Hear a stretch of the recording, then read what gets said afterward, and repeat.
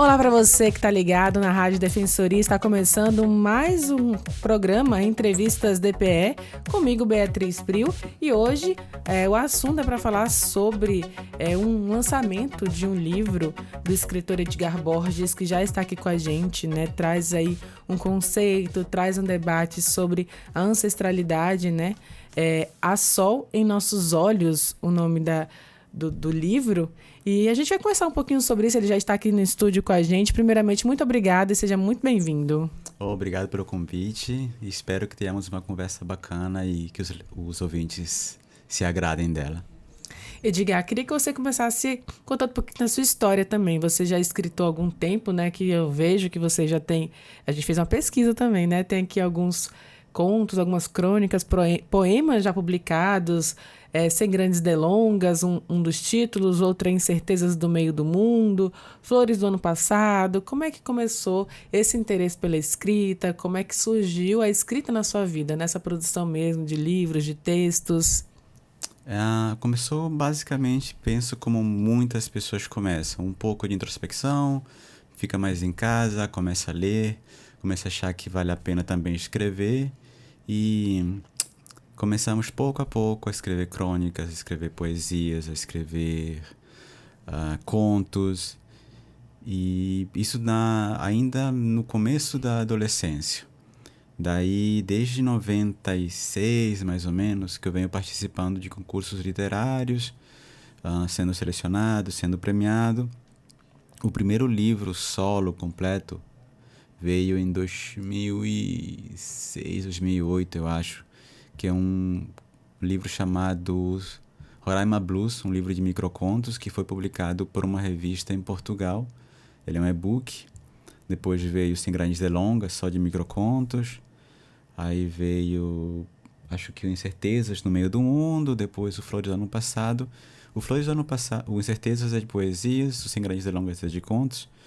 O Flores do Ano Passado acho que foi 2012, 2023, é que no ano anterior eu tinha sido selecionado em 13 ou 15 concursos de vários gêneros literários. E aí eu juntei tudo isso e aglutinei, né? E disse, cara, essas aqui são as minhas flores do ano passado. Esse foi também um e-book. E agora, nesse ano, semana passada, eu fiz o lançamento de um livro de poemas chamado A Sol em Nossos Olhos, que é o fruto de uma seleção, uma participação em um edital de uma editora chamada Toma aí um Poema, que estava atrás de fazer uma coleção chamada Borduna Bordô, com autores que se autodeclaravam indígenas. Aí eu apresentei meu material para eles, junto com não sei quantas pessoas, ficamos 7, fizemos uma campanha de financiamento coletivo e saiu, né, com o apoio dos leitores, com o apoio de pessoas que gostam de mim, tanto aqui em Roraima como em mais ou menos, acho que 10 estados do país. Pessoas compraram esse livro também. E é interessante que eu até queria destacar isso, né? Que vai além das fronteiras roraimenses, né? Você ter esse contato, participa inclusive de eventos nacionais, internacionais, das bienais, né? Que acontecem no país, São Paulo, Rio de Janeiro. Como é que é participar desses eventos também e levar um pouquinho da cultura de Roraima, né? Da cultura indígena para esses locais? É muito legal, porque as pessoas sempre têm curiosidade sobre o que se produz em Roraima. E aí, geograficamente, a gente está longe dos grandes centros. Ao mesmo tempo, a gente diz que longe são eles, né? Que tem que pegar muitos aviões para chegar aqui. Sim. De toda forma, entre um ponto e outro, as retas são distantes. São longas. Então, quando eu recebo convites para participar de uma atividade fora do estado, além da felicidade particular, que é muito bom você como escritor, como artista, ganhar cachê, ganhar passagem, ganhar hospedagem, isso é muito legal. E mais legal ainda é a gente compartilhar as nossas experiências, as nossas leituras, as nossas artes com pessoas que não são daqui, né? Levando o nome do nosso estado, falando de outros autores, falando de outros escritores e dizendo, olha, lá no extremo norte também se produz literatura, e muito boa. Você tem essa raiz indígena, né? Você é descendente, na verdade, é Opxana? Isso. E o livro conta um pouquinho também dessa conexão, né? Falando sobre os povos originários, sobre os Wapichanas. Quais foram, aliás, suas inspirações para escrever esses contos, né? Para escrever o livro, na verdade? A questão da etnia indígena, ela faz parte desse mosaico identitário que todos nós temos. Só retrocedendo um pouco, a minha avó é wapichana, minha avó paterna. Os meus avós maternos, o meu avô, que é o seu Edgar, era do Pará.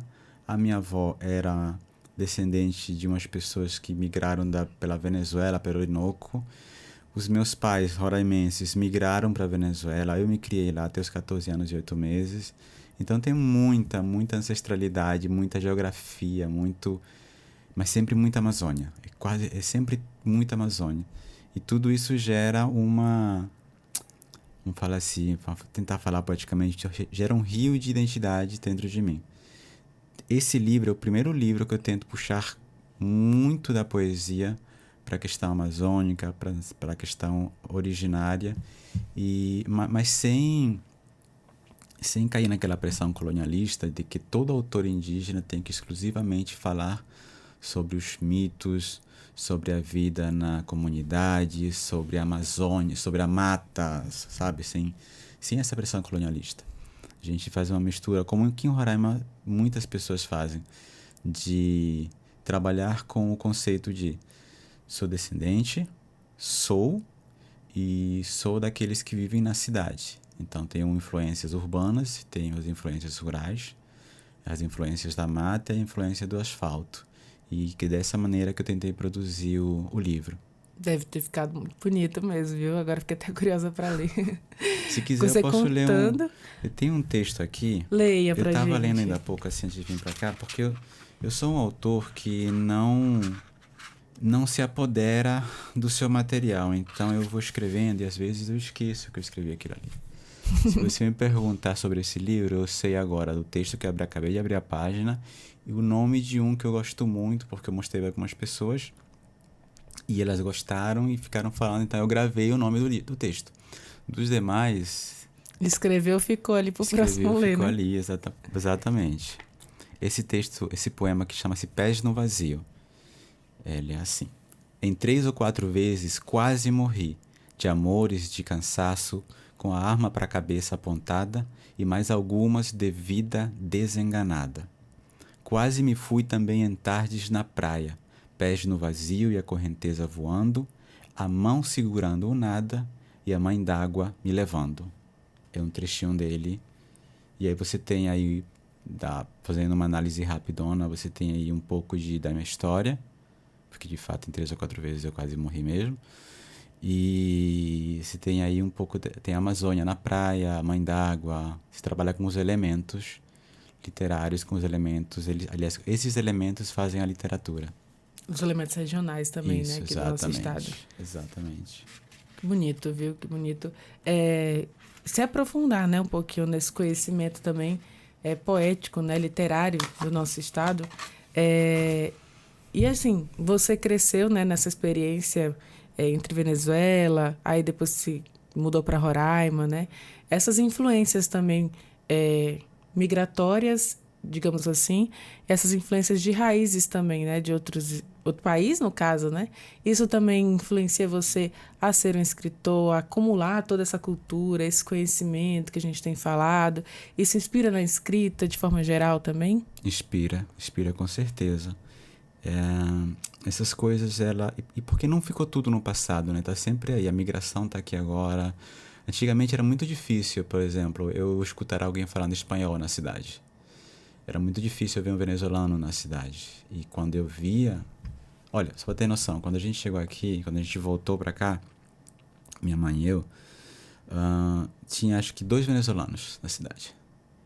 Isso nos anos 90. E o pessoal do consulado, obviamente, que existia ali ainda por trás do Oswaldo Cruz. Éramos os únicos. E os venezuelanos chegavam até Pacaraima para fazer passeio. Aí eu reconheci eles a 3, 4 quadras, eu lembro. Eu vi as pessoas caminhando e disse que eles não são brasileiros, pelas roupas. Caminha diferente, pela né? moda, pelo jeito que vocês vestiam. e passava e reconhecia. Hoje, com esse aumento da migração, é a coisa mais comum escutar um venezuelano. Ontem eu estava no supermercado e achei a coisa mais linda. A menininha entrou falando espanhol com os pais e, de repente, ela dá um grito. A menina tá 5, 6 anos no máximo. Ela grita, já fazendo a mistura do português com o espanhol. Eu quero melancia. Eu quero melancia. Sendo que melancia em espanhol é patilla. Então ela jogou as 2 primeiras frases em espanhol e a última em português. E daqui a pouco estava falando com os atendentes somente em português e gritando com o pai em espanhol. Isso é muito bonito. Claro, a origem desse fato é que é triste, mas a consequência, né, o que isso gera é fantástico, porque você tem uma criança que está aprendendo a falar em dois idiomas, vai dominar os 2 idiomas, que é muito mais do que muita gente que fica no Brasil ou que fica na Venezuela consegue fazer ao longo da vida. Qualquer indígena, ou quase todos, falam no mínimo o português e o idioma dessa etnia. E se apertar, fala um pouco de inglês, se mora ali perto de um fim. Então, tudo isso são referências, são coisas que eu lembro e vou colocando na poesia de alguma maneira, na literatura de alguma forma. E é assim que você enxerga também outros escritores, outros poetas aqui no nosso estado, com essas influências também, influência indígena, influência migratória, para levar realmente o nome de Roraima para outros estados, para o mundo?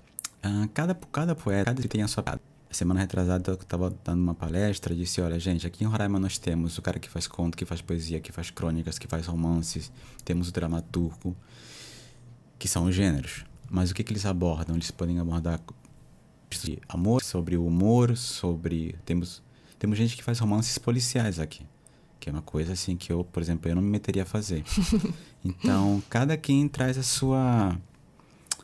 como posso dizer, as suas origens, né? As suas identidades, transforma isso em texto, as suas influências, e temos muita diversidade. Tem gente que é focada na área urbana, temos escritores que falam muito sobre os mitos indígenas, desculpa pessoal, não existem mitos, existem histórias. Acaso esteja algum antropólogo escutando. Eles são os primeiros com essa história dos mitos. E a gente vai produzindo conforme, no meu caso, conforme o dia, conforme a motivação. Já posso fazer poemas exclusivamente sobre amores, exclusivamente sobre, sei lá, coisas abstratas, ou falar sobre temas, sei lá, questão migratória, como eu abordei nesse outro livro aqui, em alguns poemas. Era época bem pesado, e aí eu fiz uns poemas e inseri neles, que agora eu não tô achando, mas daqui pro final da conversa pode rolar. E Edgar, assim, ele trouxe, né, na verdade, além do livro Pelo Sol em Nossos Dias, que é um livro de poemas, né, mas Edgar tem outros livros lançados, mas também tem uma carreira vasta, né, é jornalista, é sociólogo formado pela Universidade Federal de Roraima, mestre em letras, doutorando em educação, e escritor, como a gente está abordando aqui, mas também é produtor cultural do grupo coletivo Caimbé. São muitas facetas aí de Edgar Borges. Queria que você contasse como é que consegue, né, administrar tudo isso, e além disso, né, pai, né, é esposo também. Como é que consegue administrar tudo isso e captar toda essa essência para levar tantos projetos? Você já viu aquele meme fazendo tudo mal feito? É mais ou menos por... Eu adoro esse meme. Como é que você dá conta de tudo? É só fazer tudo mal feito. Fazer tudo pela metade. A gente vai jogando para amanhã o que não deu para fazer hoje e para depois de amanhã o que não deu para fazer ontem. Neste atual momento, eu estou muito focado nos meus estudos. O doutorado, seja lá a área que for, é um período muito exigente da nossa vida. Estou focado no doutorado, estou focado na escrita do texto. Eventualmente, esses últimos meses não consegui fazer nada. Mas depois que eu comecei o doutorado ano passado, eu consegui escrever material para fazer, acho que... eu cheguei a arrumá-los a 2 ou 3 livros. Um deles, salvo engano, foi um selecionado recentemente em um edital e vai virar livro ano que vem. Aí de repente você para de escrever e começa a fazer outra coisa, começa a dar mais atenção pro filho, começa a respirar fazendo corridas, que é meu hobby. Ainda tem isso, né? Ainda corro. As pessoas dizem, mas você só vive correndo. Eu disse, não, gente, o dia tem 24 horas, eu só corro Só corro no máximo 2 horas por dia, ainda sobram 22 para me dedicar aos estudos e tudo mais. Ontem mesmo a gente correu, eu e 100 e poucas pessoas, 21 quilômetros debaixo do sol.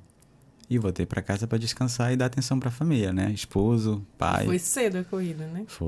Na verdade foi tarde, começou às 5h30. Pra gente que corre, isso é muito tarde, porque nesse período do ano, o sol começa a aparecer 5h40 e pouco, 5h50, e quando são 6h30... Já tá quente. Muito quente, muito quente. E pessoas com o meu ritmo, por exemplo, em 1 hora a gente faz de 10 a 12 quilômetros, mas ainda faltam 11 quilômetros para percorrer debaixo do sol. Nossa, gente. Eu imagino aquele corredor de longa distância, né? Corredor de longa distância é uma das facetas que eu venho desenvolvendo há alguns anos e o que tem me ajudado a não pirar no doutorado. Tem que equilibrar a saúde mental também, Exatamente. Né? Com a saúde física. Eu encontrei por esses dias o reitor e o vice-reitor da universidade. Oi, professores, tudo bem? Aí eles, educadamente, gentilmente perguntam, e aí, como é que tá o doutorado? Professores, ainda não fiquei maluco. Acho. Ainda. Acho. E aí, que bom. A corrida tem ajudado, né? A corrida tem ajudado. É serotonina, né? 2 coisas legais na vida. Eu sempre desestressei, sempre desopilei os meus estresses internos escrevendo. Né? Literatura, escrita poética, escrita de prosa, sempre me ajudou a colocar para fora muitos dos meus fantasmas, dos meus demônios. E agora com a corrida também faço isso, liberando serotonina, que é o hormônio da felicidade. Olha que bacana, que aí a gente vai conversar sobre livros, já estamos aí recebendo conselhos, né, dicas de como manter a saúde mental em dia. É bem papo coach, que é uma coisa que eu detesto, mas acabo fazendo. Mas é porque é o jeito, né, a vida a gente tem que saber equilibrar todas essas áreas, né, enfim, equilibrar no sentido de conseguir dar conta, né, porque é muita responsabilidade, Exato. é muito trabalho, né, muita dedicação que você precisa ter.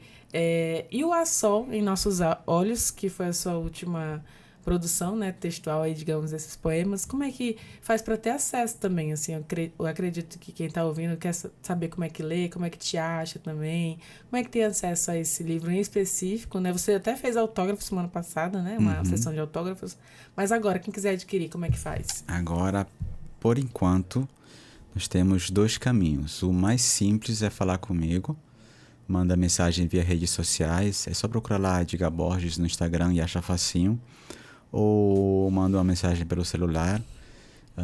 Pode falar o celular aqui? Pode, diga seu número. Meu celular é quase público, eu nunca escondo ele. Meu celular ele tem o mesmo número há mais de 20 anos, para você ter noção. Acho que ele foi um dos pioneiros da antiga NBT, que é a antecessora da Vivo.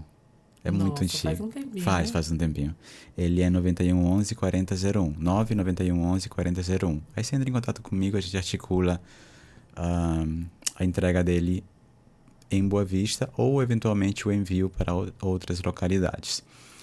Aí, na semana que vem, depois que eu mandar os livros que o pessoal de fora comprou, eu vou deixar ele também à venda ali na Banca Playboy, que fica ali na Avenida Jaime Brasil com Getúlio Vargas, ao lado da Praça Capitão Clóvis, que é uma banca muito legal, comandada pelo Pierre. Tradicional, né, aqui em Roraima. Aquela banca existe desde que eu era criança. Eu também. Eu comprei muita história em quadrinhos ali quando eu vinha de férias pra cá, muitas histórias.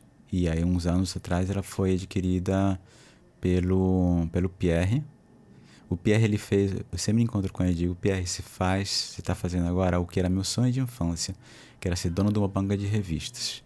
O meu sonho era ser dono da banca, não para viver daquilo, eu nem pensava nisso. Era porque eu queria ter acesso aos quadrinhos antes de todo mundo e poder lê-los e tudo mais. Chegar para ti primeiro e ler depois vender. Exato, que eu sou fã de quadrinhos até hoje. Então eu pensei, qual a maneira mais fácil de ter quadrinhos? Ter uma banca. Eu posso ler e depois eu vendo, pego os meus, enfim, vendo os outros. E o Pierre é o cara que eu sempre que encontro falo isso pra ele. Ele realizou meu sonho nele. Isso é muito legal em Roraima, né? A gente também tem essa proximidade com todo mundo, com outros escritores, com outros poetas, artistas, enfim, todo mundo. A gente tem essa proximidade também de trocar ideia, né? Isso, e é uma coisa legal na banca dele que quase todos os livros de autores roraimenses estão disponíveis lá. Então, quero livro de infantil, livro de adulto, tudo ou quase tudo que os autores roraimenses produzem, é possível de ser encontrado com ele. Então vai estar disponível lá também o seu conto, aliás, o seu livro de poemas. Exatamente, a partir da semana que vem. Então já fique ligado, você, né, que está nos ouvindo aqui, quiser ler, né, mais uma produção, né, textual, mais alguns poemas, que é uma coletânea, né, de poemas, assim, o livro do Edgar Borges, é só procurar também, além do número que você já falou, mas também a banca semana que vem, ali na Jaime Brasil. Isso, e existe só que para esse não vou dar nenhum prazo, temos a intenção de colocá-lo também para venda na Amazon, em versão digital. Olha que legal. Para quem gosta de ler e-books e tudo mais. O livro Os 100 Grandes Delongas, ele está disponível de graça na internet. É só procurar 100 Grandes Delongas, Edgar Borges, e achar ele. O Flores Ano Passado, eu já falei, ele é e-book.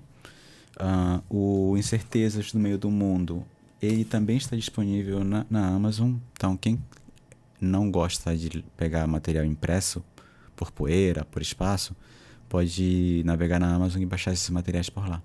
Olha, isso é muito legal mesmo, assim, a gente ter um pouquinho dessa história registrada de Roraima em poemas também.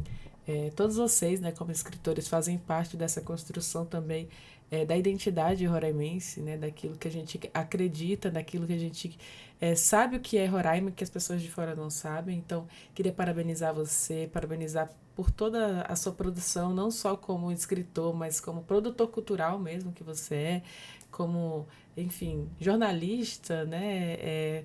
Essa vasta carreira que você tem, inclusive sociólogo também aqui em Roraima. Então, são muitas facetas de um Edgar Borges que tem contribuído com o Estado. Então, parabéns, sucesso também para a obra, né? A Sol em Nossos Olhos. Eu estava até comentando aqui antes de iniciar a nossa entrevista com a nossa colega, que eu achei lindo esse texto, né? Esse título, aliás, A Sol em Nossos Olhos, é muito poético, porque eu acredito muito nisso, né? A gente fala que os olhos são as janelas da alma, existe já essa frase. Eu acho que você deu um outro significado também para essa frase, né? Para esse sentido de que nos nossos olhos está ali um brilho, né? E acho que esse brilho vem das suas raízes indígenas, wapichanas, venezuelanas também, e toda essa identidade aqui na nossa região amazônica. Muito obrigada e parabéns, Edgar. Obrigado pelo espaço, obrigado pelo papo. E, gente, leiam poesia, leiam literatura. Se não gostam de poesia, leiam nossa prosa, fortaleçam o movimento literário roraimense. Nós temos muito material bacana e vocês podem se surpreender, e com certeza irão se surpreender com os textos dos autores de Roraima. Essa é uma boa deixa, viu, pra gente encerrar, valorizar aquilo que é nosso, os nossos escritores. Muito obrigada, Edgar. Inclusive, eu vou deixar até para você fazer essas considerações finais, destacando também o que você pretende para o futuro. Aí já tem algum projeto em pauta, algum projeto aí já sendo produzido além do doutorado, ou de repente pode vir aí outros poemas e surgir mais um livro de poemas? Para 2025, com certeza, já tem um livro engatilhado. Eu acabei de ser selecionado no edital da Lei Paulo Gustavo estadual para fazer um livro de poesias. Possivelmente também, por outros financiamentos, eu faça um outro livro de poesia que também já escrevi.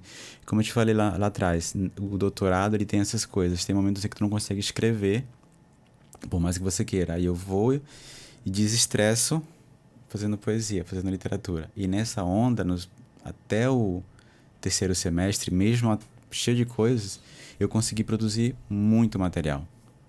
Agora eu parei porque, de fato, agora tem que focar mais no acadêmico, senão a vida não anda. Então é isso. Em 2026, então já tem projeto. Aliás, 25, 26, né? Talvez os dois em 25. Então pronto. Vamos encher o mundo de poesia. Mesmo que ela fique encalhada nas caixas, mas vamos encher de poesia. Então é só aguardar agora. Mais uma vez, muito obrigada. Parabéns pelo seu trabalho. Desejo muito sucesso, Edgar. Obrigado. Então é isso, nós conversamos aqui com o escritor, pesquisador, produtor cultural Edgar Borges, falando sobre a literatura de Roraima, sobre o livro também que ele lança, A Sol em Nossos Olhos. Você pode aí entrar em contato com ele ou semana que vem ir lá na banca da Jaime Brasil. E eu vou encerrando aqui mais entrevistas DPE e eu te lembro que você pode ouvir essas e outras entrevistas, basta procurar por Defensoria RR no Spotify, no Deezer e também no YouTube. Muito obrigada pela sua companhia e até o nosso próximo programa. Tchau, tchau!